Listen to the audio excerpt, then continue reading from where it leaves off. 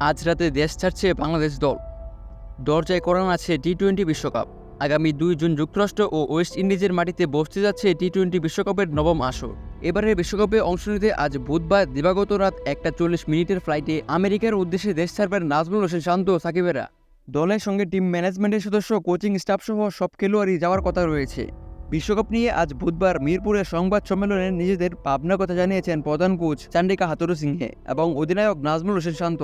প্রধান কোচের বক্তব্যে চান্ডিকা হাথুরুসিংহে বলেন, আমার মতে আমাদের প্রস্তুতি বেশ ভালো। চট্টগ্রামে ক্যাম্প করেছি, জিম্বাবুয়ের বিপক্ষে 5টি ম্যাচ খেলেছি, খেলার সুযোগ দিতে পেরেছি প্রায় সবাইকে। কয়েকজনের ব্যক্তিগত পারফরম্যান্স নিয়ে একটু দুশ্চিন্তা আছে, তবে সব মিলিয়ে দলের প্রস্তুতিতে আমি খুশি।